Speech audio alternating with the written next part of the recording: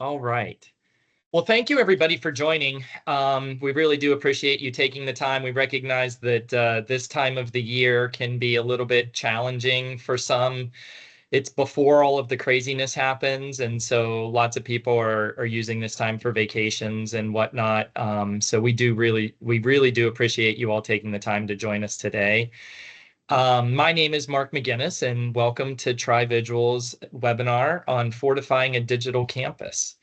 I am joined today by my two panelists. Well, before we get into that, let's just go over the brief agenda really quickly. So our agenda today, we'll do some panel introductions of my two panelists here, as well as a really brief overview of who is TriVigil, as well as jumping into why is cybersecurity so important, especially in the education space, and then we'll jump into the panel discussion. I have Q&A at the end because we always just kind of put Q&A at the end. Please ask your questions throughout the panel discussion. Don't use the questions, use the chat functionality, because then that way everybody can see your question. Then that's more helpful so that folks might be able to build off of your question if they have additional questions. So make sure you put your chat or put your questions in the chat functionality so everybody can see those questions in there. So with that being said, I would like to welcome both of our panelists today. We did have a third panelist, as most of you saw on the invite. Unfortunately, for Camille, there was a family emergency, so she wasn't able to join us for this particular webinar. You know, thoughts and prayers certainly out to her and her family, and we'll definitely run this back and get her on here as well, because I know she had some really interesting things she wanted to talk about as well. But I am joined today by Bill Blint, who's the Chief Information Officer at Indiana University of Pennsylvania, as well as Paul Price, who is the CISO, the Chief Information Security Officer over at Texas A&M. Bill, why don't you go ahead and tell folks a little bit about yourself and your background, and maybe what's coming up here in the future as far as your... So thank you. First of all, my name is Bill Blint. I'm the CIO up at IUP. This is the real Indiana, not that state that's over there in Hoosier country. I forgot to mention my hometown, also my hometown. That's right. Coincidentally, Mark and I are from the same hometown, just outside of Pittsburgh, Pennsylvania. IUP is what it's currently known, traditional, very traditional, mid-sized public doctoral research university, part of the Pennsylvania State System of Higher Education, also known as PASHE. In addition to that, I also serve as the technical executive of PASHE's central administration team. And I will be retiring a week from Friday after 35 years of service. Way too young to be retiring. Yeah. Thank you. Congratulations, Bill. And Paul, you want to go ahead? Absolutely. Good afternoon, everybody. My name is Paul Price. I am the Chief Information Security Officer for Texas A&M University's engineering program, which encompasses the College of Engineering and 3 affiliated state agencies. The College of Engineering is about 25,000 students, and each state agency is about 1,500 employees between research engineers, admin staff, things of that nature. As part of my duties, I manage the information governance and risk and compliance programs that support the overall mission in engineering and technology-related research. I'm relatively new to higher ed. I've been here about 2 years, but I'm a veteran in the information security space. I spent the previous 25 years helping companies to protect their intellectual property and sensitive information by enhancing their security postures, eliminating bottlenecks, building security cultures, and investigating security-related incidents. And we'll talk about some of that today. I'm also a military and law enforcement veteran. I'm a professor with our cybersecurity academic program, and I'm also a recognized expert in court.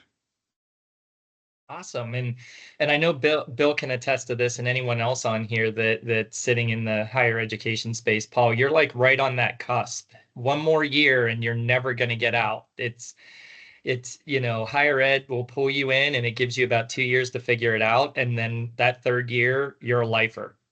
I actually already retired once. And so I kind of came back. And yes, I have enjoyed it immensely, especially the students. They recharge my batteries and get me running and gunning every day. They come up with some really new and novel techniques in the way that they do things in and out, and it encourages me every day. Something new, something different. Absolutely, 100%. That's one of the things I miss most about being on campus is, I mean, I know that the two of you are about to live this with class start coming, but for me, through all that madness and through all that craziness, it was invigorating just to see all of the students come back on campus and, chase their dreams. Yes. All right. So thank you all again for being here. And for those of you that don't know who TriVigil is, I'd like to just give you a little bit of an overview of who we are. So TriVigil is a cybersecurity company specifically dedicated to the education space. So I'm sure that there are a lot of companies that you all work with. And when you go out there and you look at their portfolio of customers, they're really spread out all over the place through corporate America, maybe some education here and there, and things like that. We are solely dedicated to the education space. We are founded and created and employed by folks that have dedicated basically their entire life to, in some form or another, bettering that education experience and security along the way. So we like to think that we secure your digital campus. So when you think of, all of the security that you have in place, the physical security to actually secure not just your people, but your data, we're that aspect for your digital space. So the behind the scenes to secure that data, to keep, you and your students and your administrators and their families all, and your research all safe. So through our virtual CISO and our virtual CIO services, we provide fractional cybersecurity and IT leadership, to help educations afford the necessary resources. In today's day and age, post-pandemic, folks were having a hard time filling roles. Budgets are getting cut left and right because enrollments are going down. We can provide those level of services for you on a fractional basis so that you have them when you need them and not when you don't. And you're not paying for those resources when you don't.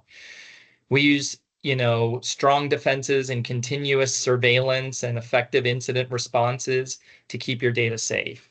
Through our assessments and testing, we fix vulnerabilities. Besides our own services, we partner with the absolute top of the top tech partners, to provide, offered advanced cybersecurity solutions from that aspect.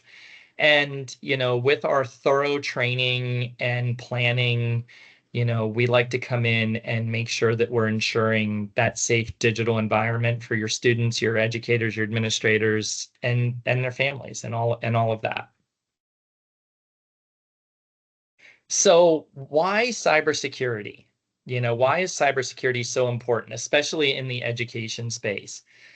I would bet that nobody on this webinar would be surprised to see any of these statistics, because my guess is that you all live these things today.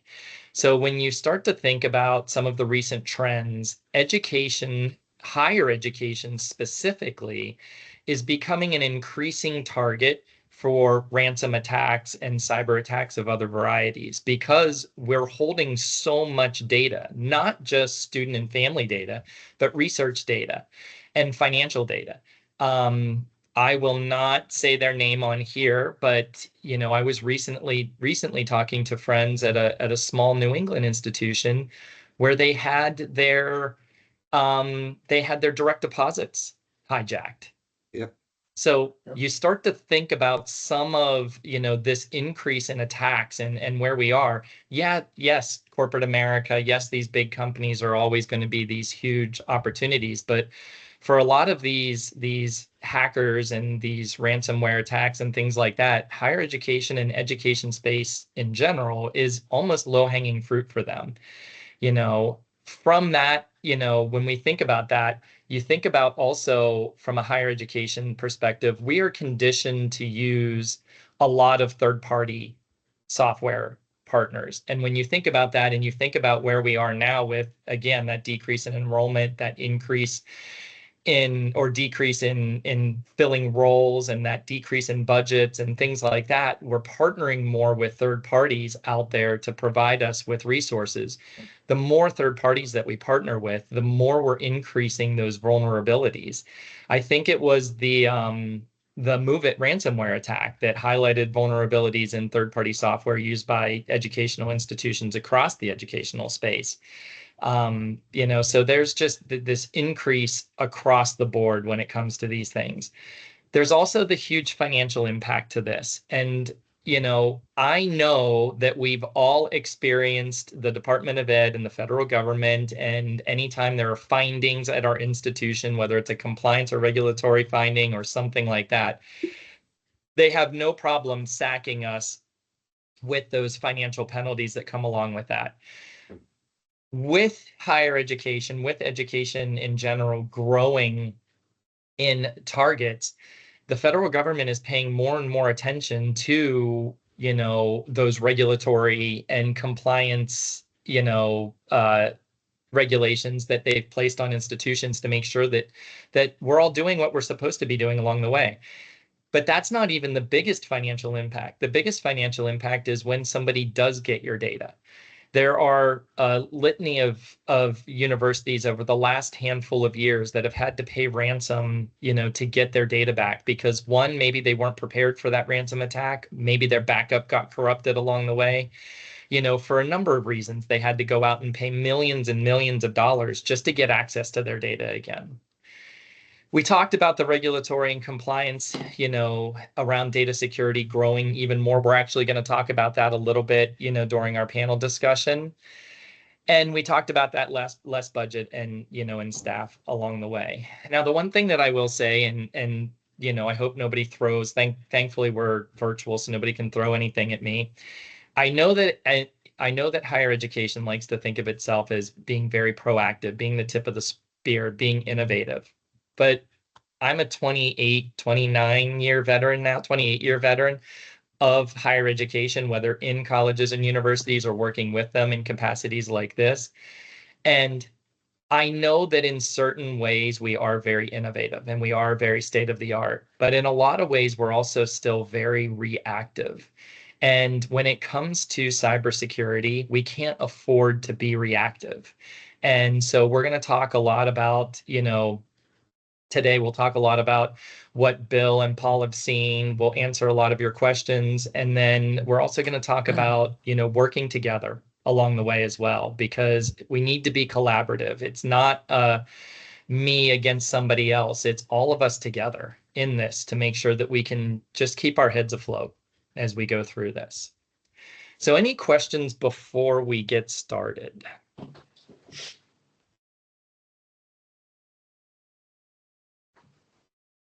All right, let me get everybody back up on my screen.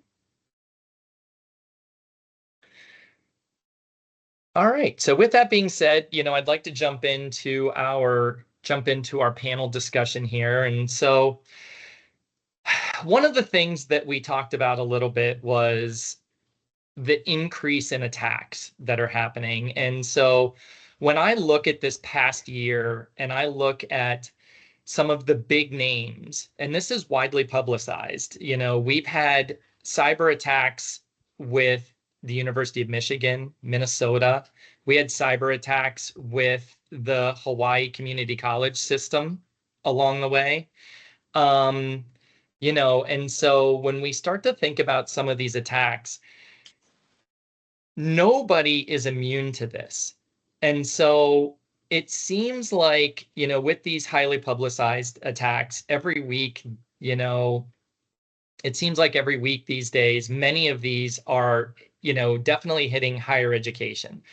Some of them have produced catastrophic results. So, Bill, I know one of these is close to you, not that far, based in Pittsburgh. So when we think about prestigious institutions, I named a few big institutions, but when we think of prestigious institutions, not even they are immune, or even well-funded institutions are immune or exempt to these attacks. In just two In just two examples, we had Carnegie Mellon that had endured an attack in August of 2023, and Stanford's Department of Public Safety was victimized in May of 2023. And the attack for Stanford wasn't found for 4 months. So with those institutions having far fewer resources, or with most institutions having far fewer resources than Carnegie Mellon and Stanford, how can they hope to remain safe from cyber attacks? Thanks, Mark. I think the place to start, I guess there's good news and bad news here. The first thing is it sends a message very clearly, I think, to all of us in higher education, IT, or those worried about cybersecurity is you cannot spend your way out of this challenge. Yeah.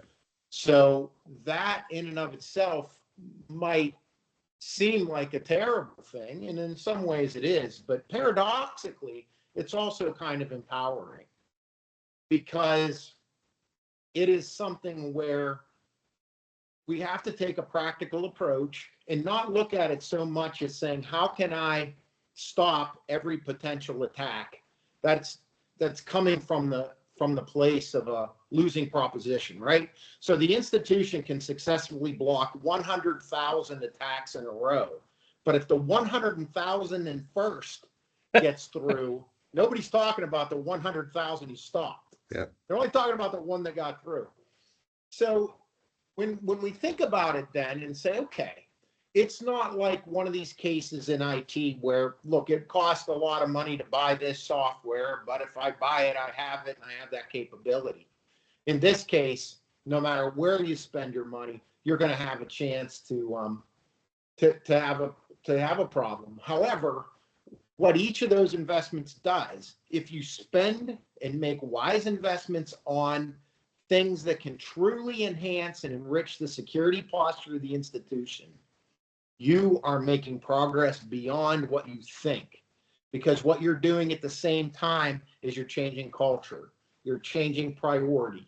You start to get more leaders thinking about safe computing practices, and also for the institution to look at this as not an IT problem. This is a business risk. And I think those are the things that, and again, our colleagues at Stanford and Carnegie Mellon, I mean, I in no way want to say anything negative towards them, but I think it was reported here that in the Carnegie Mellon breach, it was in August, I think there was about 7,500 people. They could not inform them until January. I think that's been publicly written. And part of it was because they couldn't figure out how bad the damage was. So I think that's one of the things that we really have to paradoxically consider as we go forward. And Paul, anything to add? I'm going to build on what Bill said. Yeah. About 10 years ago, I remember hearing a statistic talking about some of the big major attacks out there. And they said the average company that was attacked had no less than 12 technologies that they were paying for to prevent that attack. Today, I'm sure that number is much higher on the technology spend. So to echo Bill's statements, you cannot spend your way out of this. A better thing to do is to change your perspective in where you want to put your time, money, and effort. And I'll use this example. If you have a house on the beach and you buy this house knowing that hurricanes hit the beach, would you do absolutely nothing, or would you do some things to try to make your house where it could survive the storm? And so my big message to companies and individuals is let's focus on your resiliency. It's not a matter of if, it's a matter of when. If DOD gets hit, if Stanford gets hit, if Carnegie Mellon gets hit, if the federal government gets hit, if all these entities that are spending millions and millions of dollars get hit every day, then trying to stop or remain safe from an attack is not the right mindset. It's how can we recover quickly? How can we detect that person so we're not waiting 4 months? Dwell time. It used to be 62 days was the average dwell time. I lost count. It's much higher nowadays. Let's find that attacker quicker and let's get them out of our system so they can't do any damage. And let's be able, if we are the victims or when we are the victims of an attack, let's have systems and processes in place to be able to recover quickly. So it's a blip. It's, 12 hours downtime, 6 hours downtime, something along those lines, and that we can get back up and running quickly. That should be the overall goal in my mindset when it comes to cybersecurity. Well, and you both kind of touched on this a little bit. Bill, you were saying you can't spend your way out of it, and Paul, you were mentioning just the sheer number of entities that any given institution is working with around cybersecurity. Can you each talk a little bit about just kind of the noise around that space and how many, finding it's not just finding the right partner, but there's just so much overlap and noise in who does what. Sorry, I was reading chats. Um, Bill, you want to take it and I'll jump in Yeah. after you. Well, I think people have different approaches. Okay. So, but I can tell you what mine has been through the years, which is there are so many vendors and so many possibilities to do. The good news and the bad news is we have almost unlimited choices, right? Yes. So I used to, one analogy I use, Paul, I'm going to steal an analogy concept from you. We could find virtually any movie or any television show ever made, and within 15 or 20 minutes, we could find it on a streaming device somewhere, and we could watch it. Yep. But the problem is, which thing are we going to watch? Yeah. How many times do people go down the rabbit hole of Netflix and they don't watch anything for an hour because they can't decide because there's so many choices? That's kind of how the cybersecurity space is these days. But here's what I do. I try to say I have 3 major goals in our cybersecurity program. The number one, these might seem obvious, but to a lot of people, it sounds like it's news to them. Number one, I want to reduce the number of successful attacks on our system. Yeah. The number of successful breaches, 1.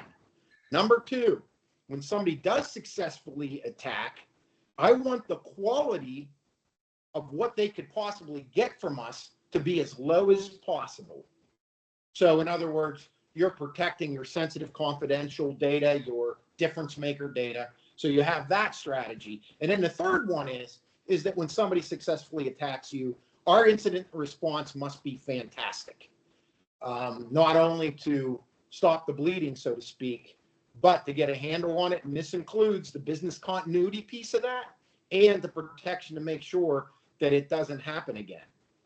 And so when I evaluate any cybersecurity vendor, I look at it through the prism of, does it make at least one of those things better? Does it enhance the security posture of our institution in at least one of those areas where I can, in a tangible way, articulate to a board, to a cabinet, to a university president, how specifically this investment made at least one of those 3 things better? So that's how I approach that.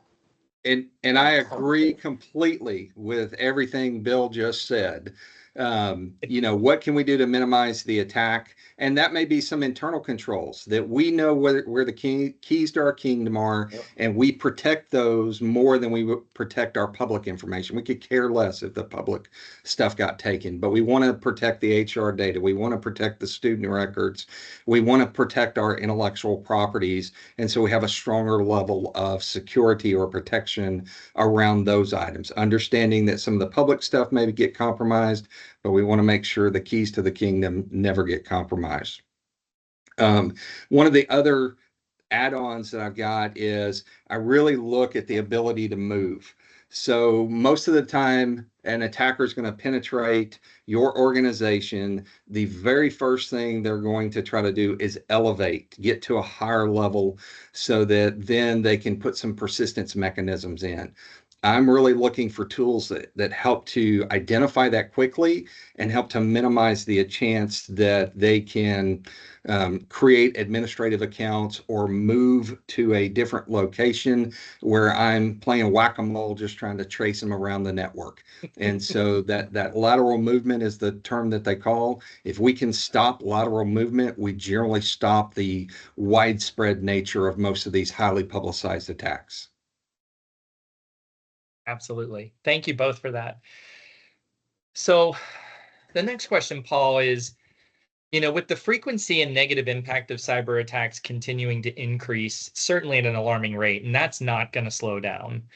It appears users are, I guess, as a group, less capable of combating the sophistication of phishing attacks and the similar dangerous attacks. Higher education is so vulnerable because systems tend to be more open, with loads of data, scattered across dozens of applications and files stored both on networks and in the cloud. So there are so many casual users with a lot of turnover, especially within higher education. When we think of administrators, faculty, and the students, every year we lose students and gain students. So there's every year we have built-in turnover.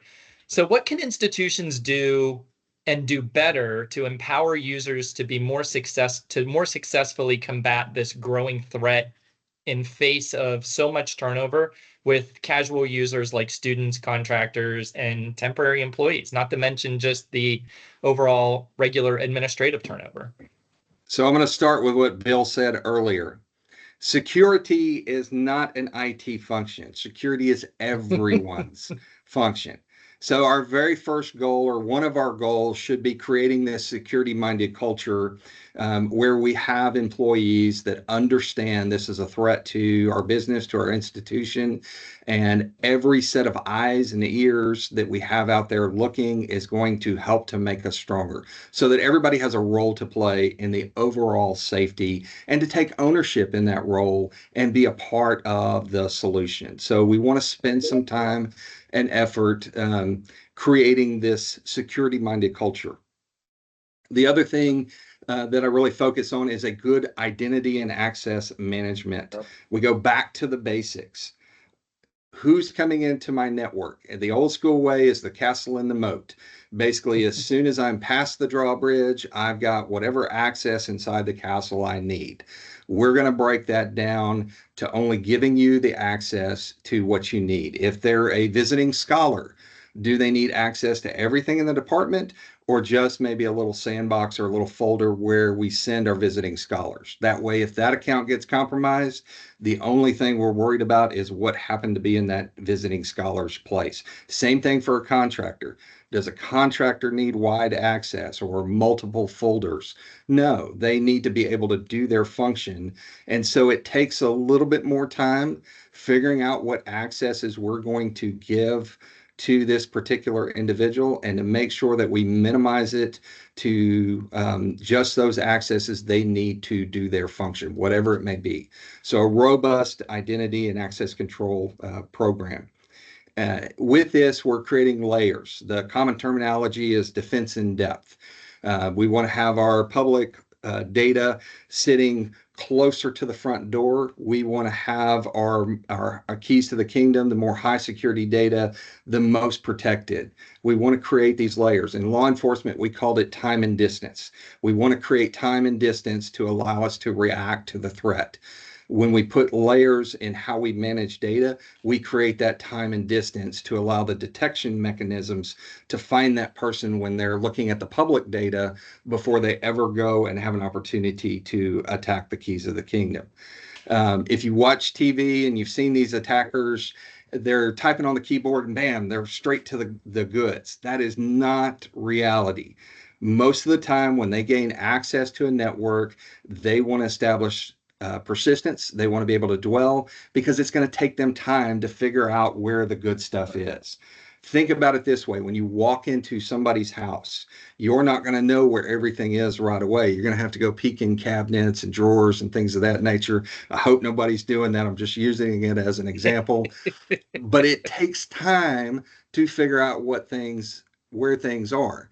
That time is what we should be taking advantage of to minimize the amount of time an individual is inside a network where they're not supposed to be, and kick them out as quick as possible. And by creating those layers, this defense in depth, we add that time where we can do some things. And it's inexpensive. It's just a configuration change. It's figuring out what your critical data is, getting it identified, protecting it a little bit better. No special tools needed, just time and a configuration change to get things set up correctly. So where I start with users, I usually said, I can fix your cybersecurity vulnerability 100%. Let's just disconnect every computer we have from the internet and put it in a vault somewhere so nobody can come in and steal the machine. And if you do those two things, we don't have to worry about it anymore.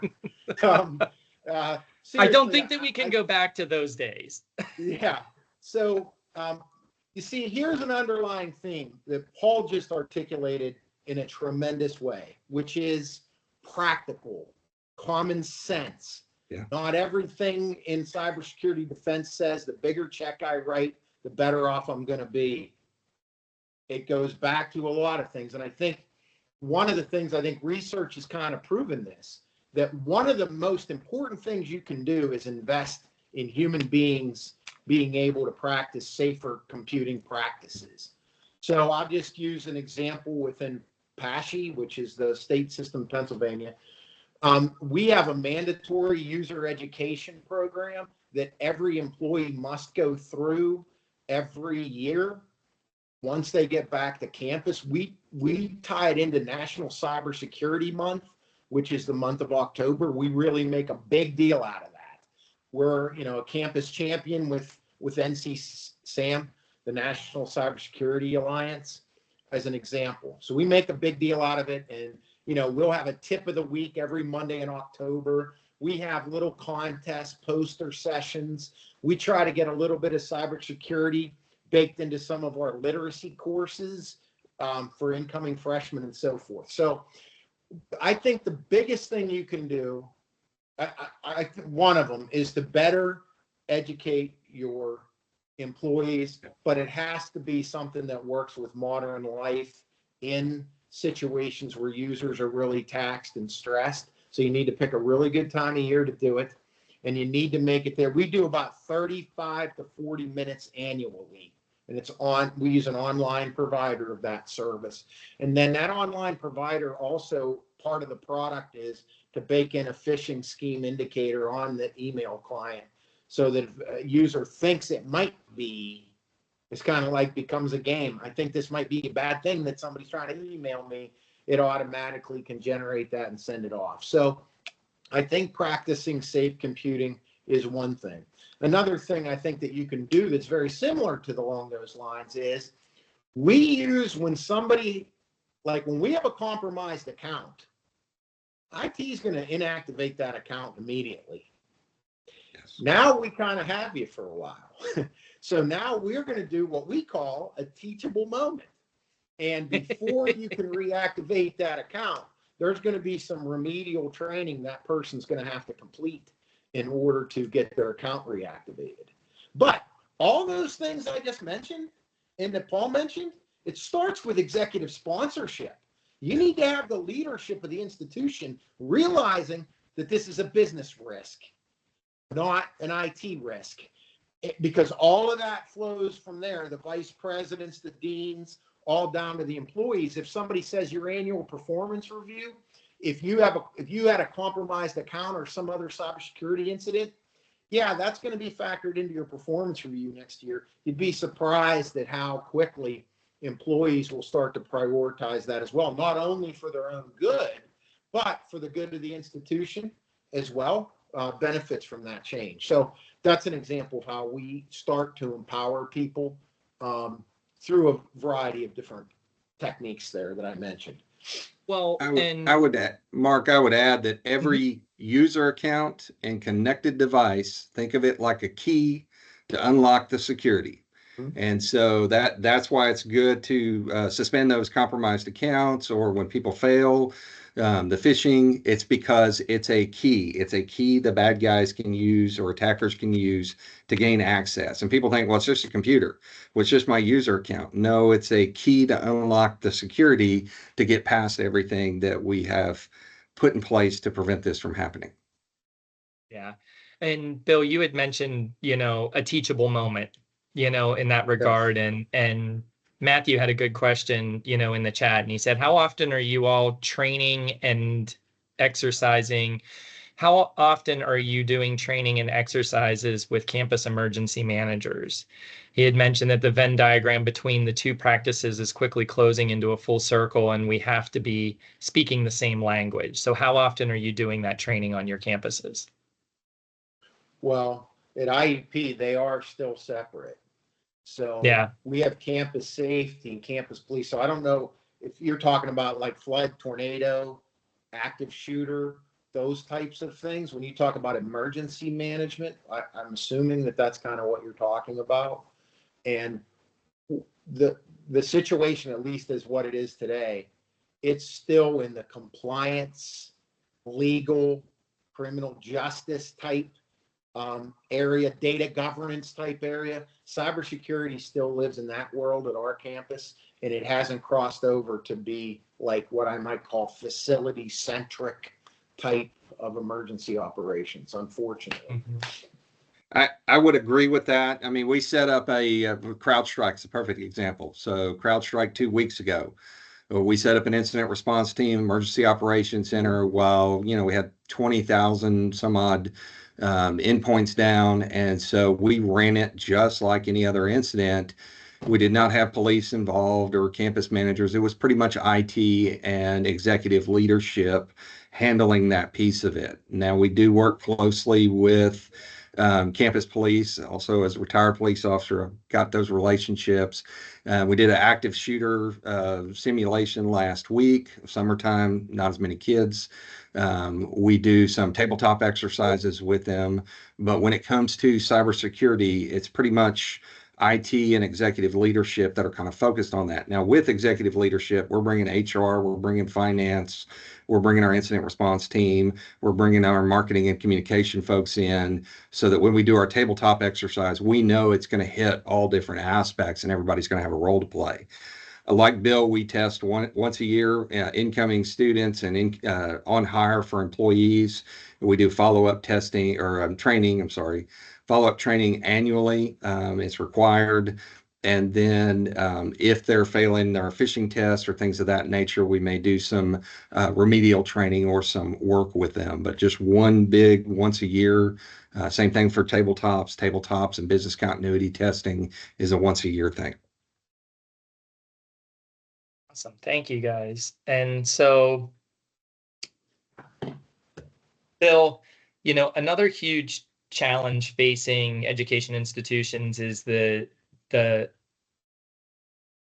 demand of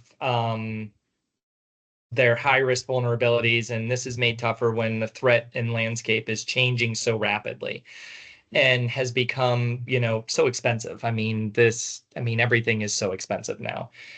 It can be, it can be overwhelming for an institution's own cybersecurity staff to have the necessary bandwidth to perform a comprehensive assessment as a result. So while there are many tools out there, I think we're all familiar with EDUCAUSE's HECVAC, or the center or the CIS or the CSAT. There are all these tools that are out there and available.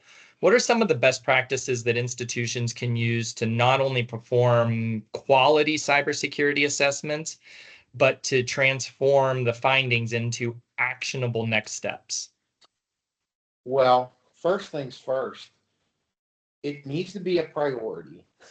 That's number one. Mm-hmm. That's the first thing you can do, and not just the priority for the IT organization. That's not going to get you that far.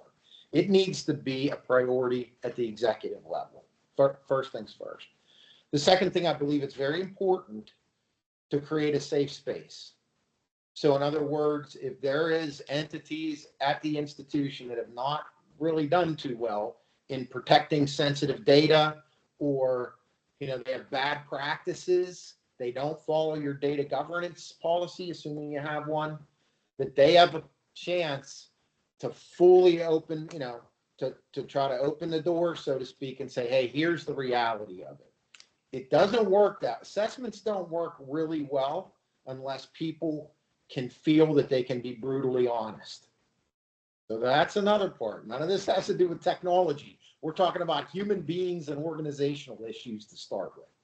Yep. So I think you kind of start, I feel like you kind of start there. Number three, very important in my personal opinion. You need to be somewhat higher education sensitive. So if you look at different metrics out there, that's why there is a HECVAT.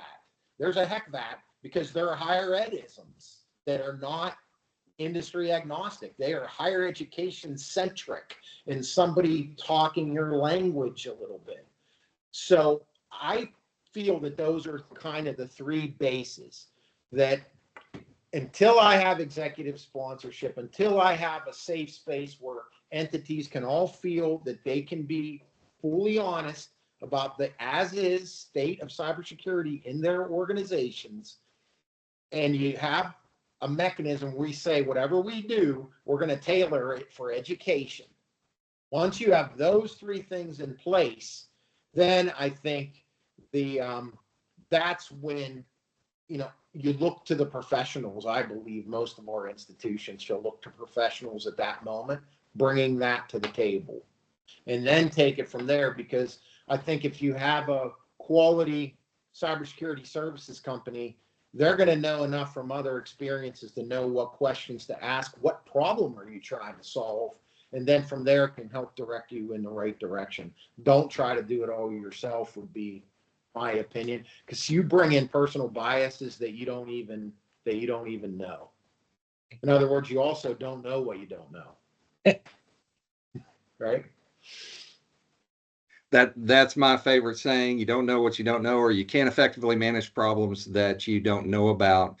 To add on to what Bill was saying, I can't tell you how many times we go into an organization to do an assessment, and they would pull their policies and procedures off the shelf and blow the dust off it and hand us a copy. The policies and procedures may have been good, but as we're going around and interviewing employees and trying to do a discovery, I'm talking to a 1-year employee rather than a director. That 1-year employee is saying, well, here's how I do it in practice. And it was totally opposite from how it's written in the policies and procedures. So there we got a problem. We have a disconnect that can be solved easily through training and management and audit to bring those two together. So I would add, as part of your discovery or as part of your assessment, we need to talk to everybody.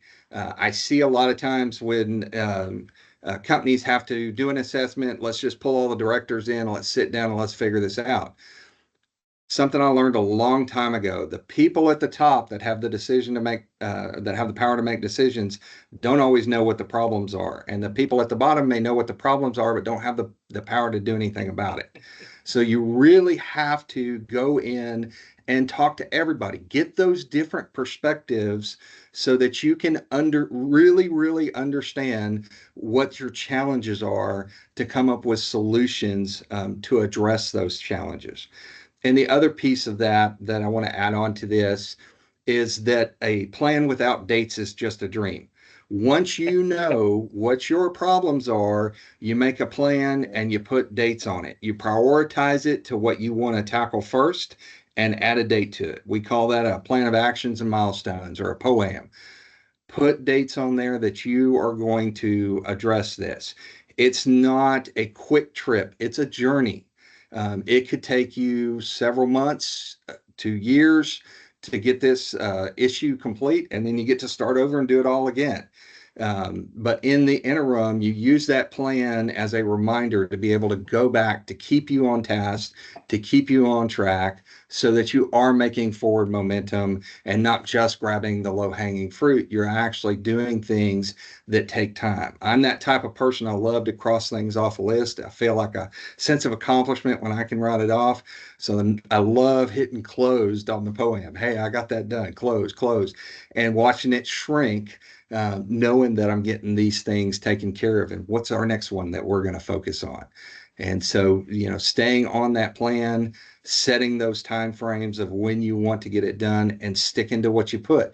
There may be some derivative, you're waiting on some software or something like that, so you got to push the date out a little bit more.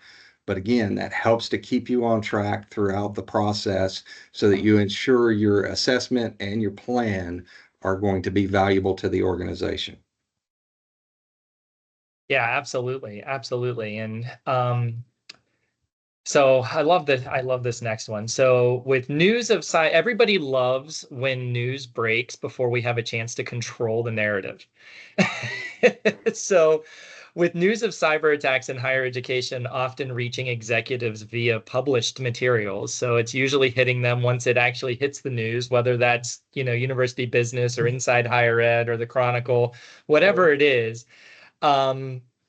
Whenever it gets out there, in addition to traditional media sources, one of the benefits of this can be when it does get publicized, this can lead to concerns resulting in some additional resources being devoted towards cybersecurity. However, converting those one-time resources into permanent allocation is sometimes a different matter. So, Paul, how can, those responsible for cybersecurity be most effective in ensuring the institution's cybersecurity program is, sustainable and resilient and not at risk, of, concerning resource allocations over the long term? So how can we use those allocations to make sure that we're building a sustainable program? So Bill hit the nail on the head earlier. You have got to get your executives involved. Executives and senior leadership, that is your very first step. That was my first question during job interview is, do you have support from leadership? And if they'd said no, I would have said, I'm not doing this. You will not be successful without your executive leadership on board. The way you bring them in, regular reporting. Cybersecurity should not happen in a vacuum. They need to know what is going on day in, day out. Customize executive briefings. You can put these together, maybe do a dinner, things of that nature. Anytime there is a major risk, explain to them what that risk is and how it's going to impact them. My current dean, when we had our first conversation, he was like, here's what I want, keep my name out of the paper. Yes, sir, I understand. My job is to keep your name out of the paper. I got you. So he understands risk and how it can impact him as a senior leader by getting his name dragged through the newspaper. So makes my job so much easier. I'm a big metrics guy as well. So showing the value to the institution through keeping metrics. I was talking about our POAM and things kind of nicking down as we're working on this project. I have metrics that are tracking that. When did I complete this? How am I completing it? Number of attacks prevented. How fast were we able to recover when we did have an attack? Things of that nature. I know in higher ed space, a lot of vendors like to do 3-year contracts, 5-year contracts, things of that nature. I don't do anything but 12 months because I want time to evaluate, am I getting value for my spend? So I do a cost benefit analysis every year of the tools that we have in place.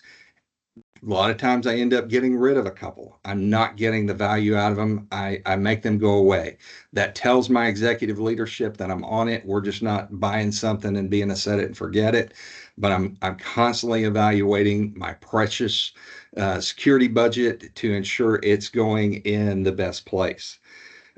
Success stories. Like I said, anytime we're able to prevent an attack, we had one last week where we were called in. FBI asked us to help out on a guy that hacked into a nuclear power plant. We got a line in the local newspaper. It didn't even make national news. I'm like, oh my goodness, I'm going to write this up and make sure the dean knows about, hey, we were called in to help out with this major hacking attack that just didn't get the national media attention.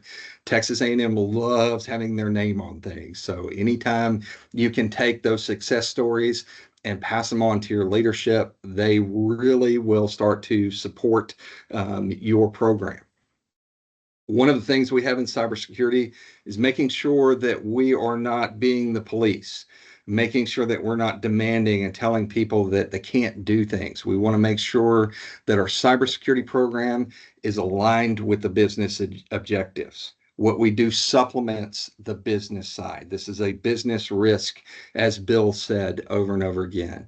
And of course, we've talked building that strong cybersecurity culture so that people understand this is a normal thing that we do day in, day out as an employee of this institution.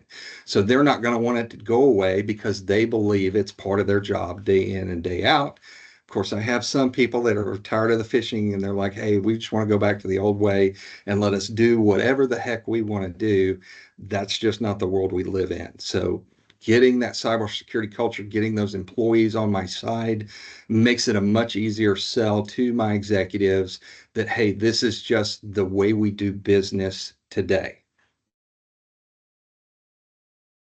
I know we're short on time, Mark. I'll just say this much. Go, no, go, If go, I'm go, an go. IT professional, I'd be very careful. If I suspect purse strings got opened because somebody's just afraid, like I always say, beware the shiny object. Cybersecurity is not a shiny object.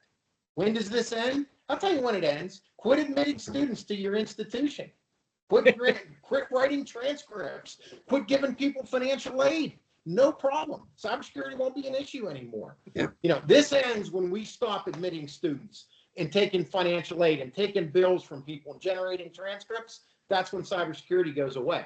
So go back to pen and paper. What I get worried about is we've had 3 institutions outside. Carnegie Mellon didn't close, but we had 3 institutions with publicized closures in Pennsylvania. One of them went down for 5 days, I believe, during finals. So what happens is when those types of things happen, people will throw the kitchen sink money-wise to try to fix that because they're scared to death. But then 18 months later, if you're hurting for enrollment, they're going to spend that money on another recruiter and say, hey, we just can't have that. Sorry about that, but we'll close the school if we don't have enough students. So we got to take that money back away from cybersecurity. If it's not sustainable, if I don't think that it's going to be within a normal budget cycle that our institution can do it for at least the next 5 years with no reduction in spend in that area of cybersecurity, I'm throwing up a red flag. That's just how I handle that, Mark. Thank you.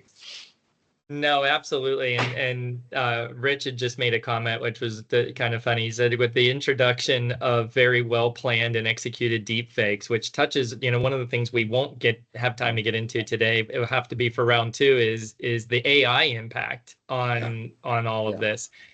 But with all of that, he said, are we headed back to secret code words? And I really do think that could be our future in some capacity, in an advanced world capacity. For sure. So I know that we're running in on time, and there were a couple things that I wanted to talk about. I assure everybody that attended that there definitely will be a round 2 of this. So we will make sure that we get into all of the unanswered questions, and as well as the unanswered questions that even I have for the panelists. But I kind of wanted to end, with this. So institutions are confronted with almost limitless options from vendors looking to sell software in the cybersecurity space, border firewalls, MFAs, advanced email monitoring, forensic platforms, scanning tools, sensitive data finders, literally everything and anything that is out there. And that's kind of, Paul, what I was talking about previously. And, one of the other questions about the noise that was out there. There is a lot of noise out there. So with so many options out there, what advice can you both provide to the attendees looking to get started in purchasing, whether it's services or software products, to enhance their institution's cybersecurity posture? And I'm going to have a caveat to that, a plus question on that, which is also, what is an additional piece of advice in general that you would offer people based on your cyber experience? Maybe not from a purchasing standpoint, but just something that you didn't know that you know now that others should know. And Bill, I'll go ahead. I'll start with you. Okay. Just real quick, what I'd say is, before I turn it over to Paul, is number 1, don't do nothing. Yes. I mean, that's the thing. You can make the situation better. Do not allow yourself to get too overwhelmed. A lot of people are going to scare you out there. But if we just do something, like, for example, it doesn't cost a penny to go to staysafeonline.org and look at the National Cybersecurity Month and National Cybersecurity Alliance and maybe become a champion in that program. It's all free. If you do that and nothing else because you don't have the money, people, or time, that's still not nothing. So that would be the just general advice. And then I'll turn it over to Paul for the sake of time, because he's the expert. So from cybersecurity spend, remember the basics. management software. We need something that manages on domain and off domain. The big issue with management software is that it's going to make sure our operating system and third-party tools stay up to date. That's probably the simplest thing you can do, is make sure that the OSs and the third-party applications have their correct patches. An EDR, detection and response, EDR, MDR, NDR, whatever name XDR they're going by today.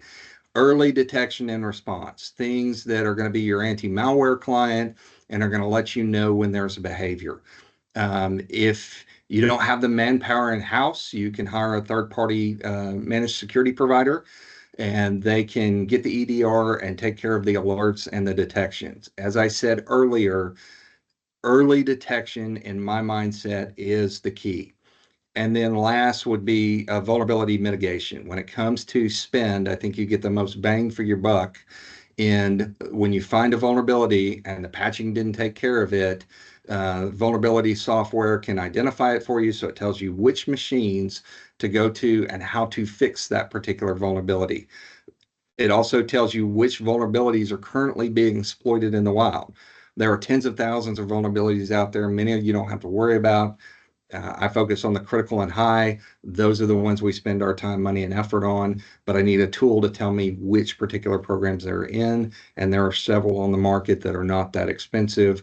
That's a worthwhile investment from a cybersecurity spend. And that's all I have, Mark. Well, I'd like to thank, first of all, both you, Paul and Bill, for joining me and this great discussion. I think this was, highly valuable for the attendees and those that will be able to view the recording. And I really do appreciate both of your times, as well as all of the attendees. Thank you for joining, and thank you for the great questions. I promise that we will, we'll get answers to you on your, any of the unanswered questions, as well as we'll definitely have a take two on this, and we'll get Camille involved too, because I know she had a lot of great things to say as well. So thank you both so very much for your time, and thank you everyone for attending, and Thanks, everybody. enjoy the rest of your week. Thanks. Thank you, everybody.